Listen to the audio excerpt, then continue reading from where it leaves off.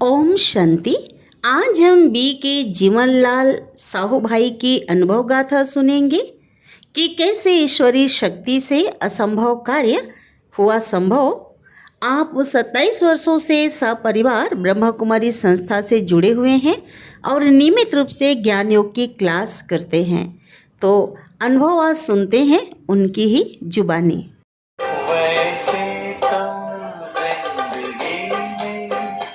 करने को बहुत कुछ है, वैसे तो जिंदगी में करने को बहुत कुछ है।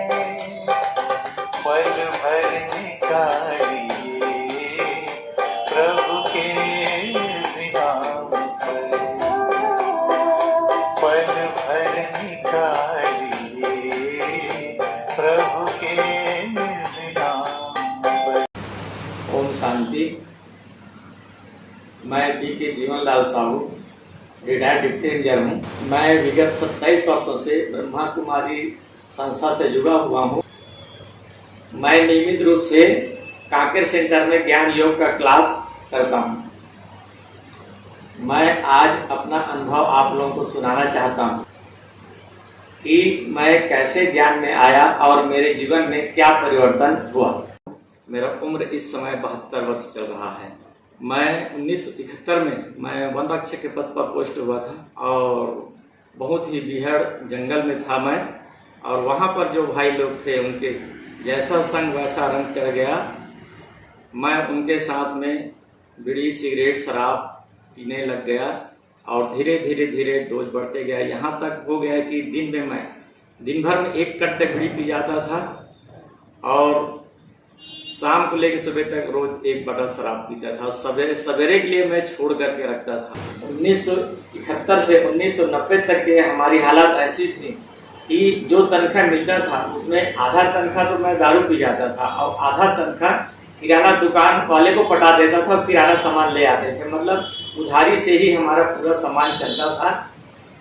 हमारी स्थिति ऐसी थी कि हम बाजार से सब्जी भी नहीं ले पाते और न दूसरा सामान ले पाते थे। जैसे साड़ी कपड़ा लत्ता लेना है उसके लिए हम फेस्टिवल एडवांस लेते थे, तब कहीं घर के लिए बच्चों के लिए कपड़ा साड़ी ले पाते थे।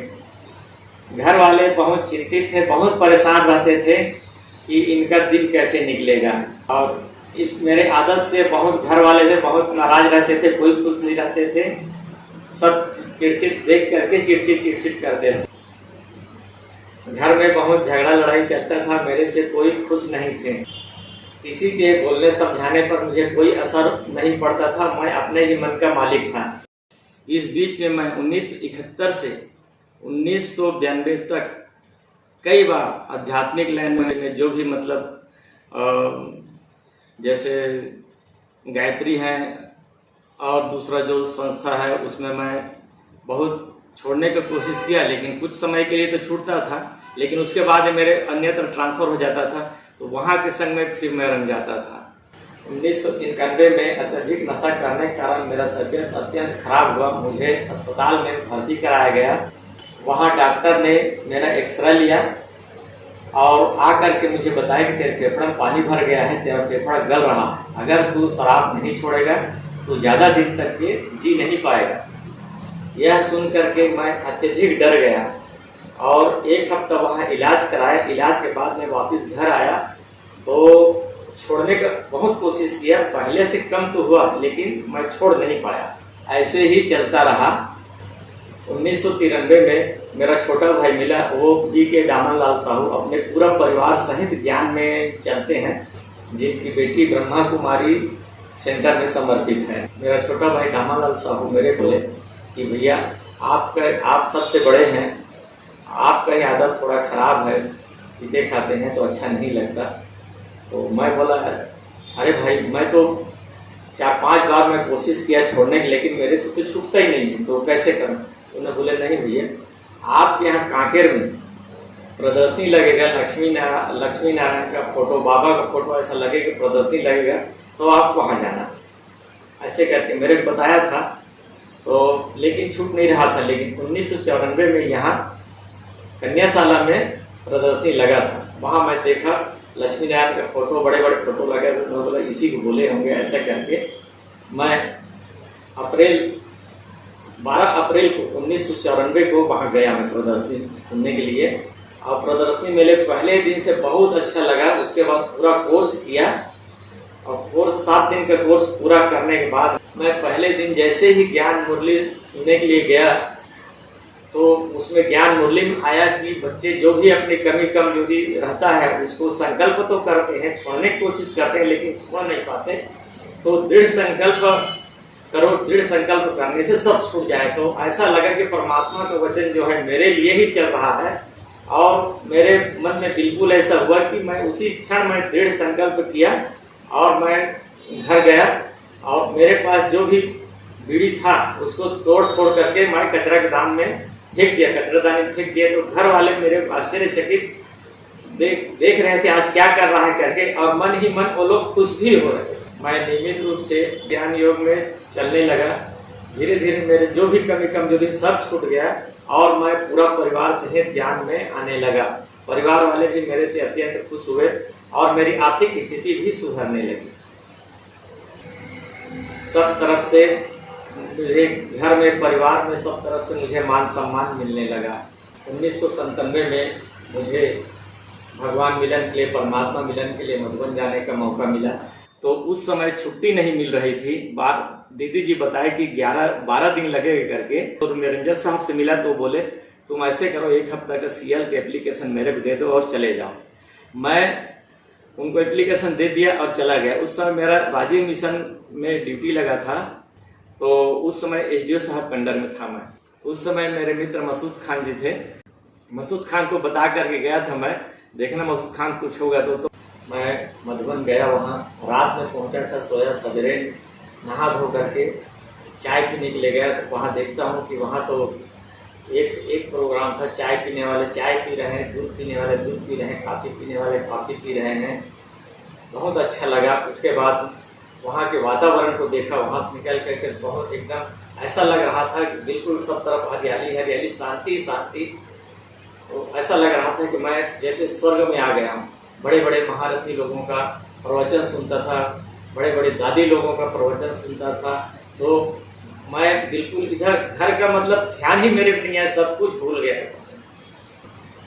वहाँ जैसे गया, वहाँ दूसरा दिन एक भाई जी आए, बोले तो सबसे पुराना भाई कौन है? तो मैं बोला सबसे पुराना भाई मैं हूँ।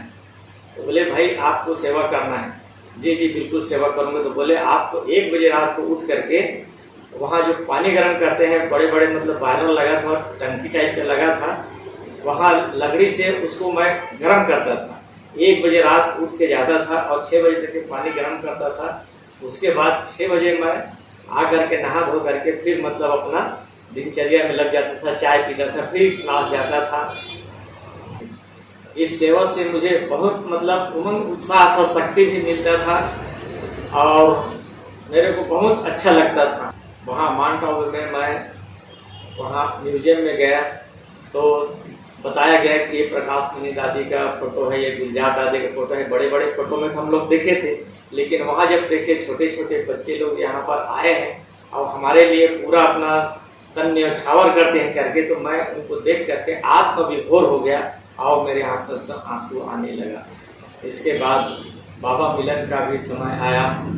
वहाँ पूरा क्लास में 10,000 भाई बहन बैठे थे, लेकिन एकदम शांत थे। जिस समय बाबा परमात्मा अवतरित हुआ, गुलजार दादी कर में दृष्टि थी, तो ऐसा हम लोग आत्मविभोर हो गए, हम गदगद हो गए। इतना प्यार दुलार दे रहे थे, दृष्टि दे रहे थे। बाबा मिलन के बाद दूसरा दिन दादी प्रकाश मणि से मिलने का मौका आया। वहाँ सब पूरा सेवाधारी भाई लोगों को बुलाए थे, नज़दीक से मतलब दृष्टि दिए दादी जी, और साल हमको भेंट किए, और विशेष सेवाधारी होने के कारण मेरे को चांदी का बेच भी लगाया। मैं उस दिन की अनुभूति जिंदगी भर कभी नहीं भूलूंगा। मेरे ऐसे थे दादी जी। जब मेरे जाने के बाद में तो मेरा जो साथी फॉरेस्टर था मसूद खान, उनको बता के गया था मैं कि देख लेना यार ऐसे करके। तो वो जैसे बोलता था कि अरे साहू कहाँ है, तो बोलता था नहीं घर तरफ गया है। कभी बोलता था कि नहीं बच्चे को अस्पताल ले गया है। तो अब 7 दिन हो गया, तो साप्ताहिक रिपोर्ट देना था, तो कहाँ है, तो साप्ताहिक रिपोर्ट मैं प्रभारी था और वो मसूद खान सहायक था, तो देना मेरे को था। तो उसको मजबूरन बताना पड़ा कि नहीं साहब वो माउंट आबू गए हैं। तो वो भड़क गया, एसडीओ साहब नाराज हो गए, बोले बिना एप्लीकेशन दिए मेरे को बिना अनुमति के गया है, मैं शो कॉज नोटिस निकालता हूँ, उसको तुरंत सस्पेंड करता हूँ मैं, ऐसे करके भड़क गया। तो मैं आया 12 दिन बाद, तो सबसे पहले मैं मसूद खान से मिला, क्या हुआ करके, तो बताया यार और एसडीओ साहब बहुत नाराज थे, बोल रहे थे उसको आने दो, फिर मैं शो कॉज नोटिस निकालता हूँ, सस्पेंड करता हूँ करके। लेकिन कल उनका ट्रांसफर हो गया, पांडे साहब आ गए बोले, तो मैं परमात्मा को धन्यवाद दिया। उसके बाद बोले तेरा रिपोर्ट कहाँ है, तो डायरी निकाला और चुटका में लिखा रहता था, तो बोला इतना मतलब वो मेड़ बंधाया है, इतना गोदी फोड़ा है, इतना डबरी बना है करके पूरा रिपोर्ट रखा। तो मैं पूरा रिपोर्ट बनाया उसका और लेकर गए, साहब को नमस्कार बोले, वो पूछा मेरे को, तो भी जीवनलाल साहब बोले जी सर मैं हूँ सर, ऐसे।